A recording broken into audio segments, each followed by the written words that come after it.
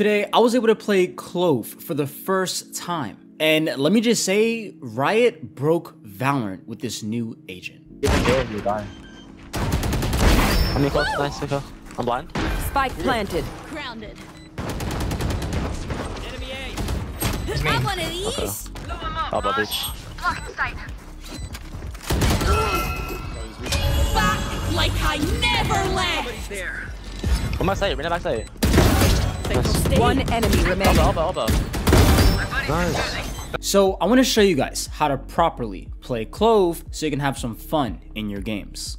Compared to other smoke characters in Valorant, Clove's smokes are able to be deployed fairly quickly. You see, when you're using Clove, you deploy your smokes similar to Brimstone, but the smokes themselves are like Omen smokes, lasting for 13.5 seconds. The smokes are beautiful, but they're deadly. So just make sure if you have a Clove on your team, don't just blindly push into a smoke because there could be an enemy sitting inside the Clove smoke. If you do want to push the Clove smoke, just make sure you ask one of your flash agents to flash inside the smoke for you before pushing in.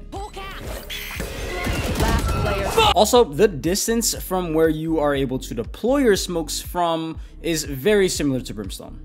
But that's not the best thing about Clove. You see, the biggest problem we see with controller agents is if they die, then they're practically useless, as with any other agent.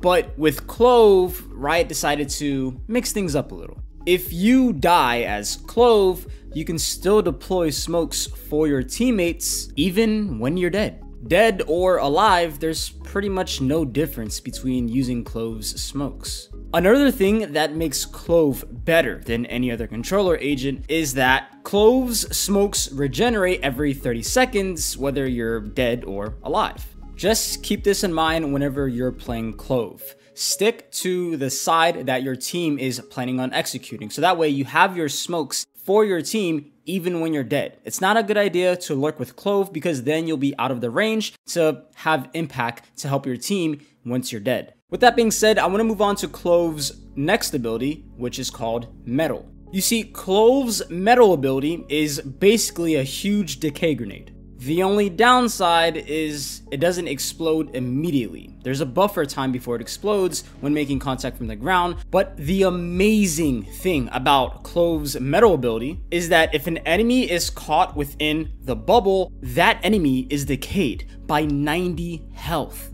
So for a full armored enemy, they will be brought down to 1 shield health and 59 normal health. And with an enemy who has no armor at all, they'd be brought down to 10 health. So I want you to think of Clove's Metal ability as if it was a Fade, Seize, or a Viper Orb. Use it in combination with other damage dealing utilities, such as a Sova Shock Dart, a Raise Nade, any type of molly in the game.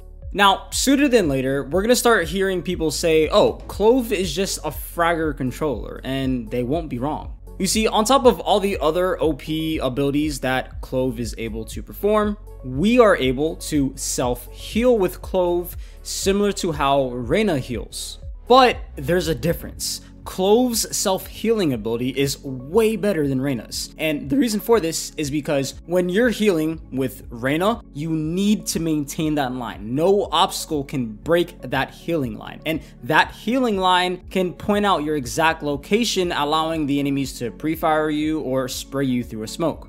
It also takes some time to get full HP with Reyna. But with Clove, that is not the case.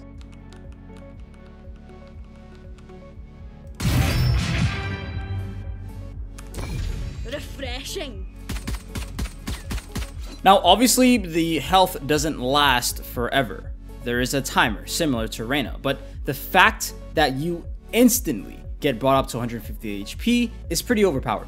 But honestly, can't even believe I'm saying this, but that's not even the best of Clove. You see, on top of all of the overpowered abilities that we have discussed in this video so far, we have not yet reached the tip of the iceberg. And this is going to lead us into the last and final ability, which is Clove's ultimate ability. With Clove's ultimate ability, Clove can self-res. So whenever you're playing Clove and you have your ultimate ability, it's best to treat yourself as if you're a Phoenix ulting onto site. Go ahead, entry, and try to get a kill. If you die, no worries, just self-revive. For a couple of seconds, you're going to be in an invincible state to allow yourself to get to safety, but after that, you're going to have to find a kill, yes, a kill, in order to remain alive. If you cannot find a kill within the 12-second timer, then you will die for the remainder of the round. So this is why I strongly believe if you have a huge fear of taking gunfights and you don't feel confident about your ability on winning gunfights, I would practice on winning your gunfights a lot more before you try to touch the new agent Clove. Clove is a character for all the fraggers out there who are looking to have a bit more impact for their team without the limitations of a duelist. So if you think you fit within that category, play Clove. With this agent, you won't have the excuse of having baiting duelists, because at the end of the day, you have an entire kit that is able to allow you to get frags and support your team, allowing you to win games a lot more easily.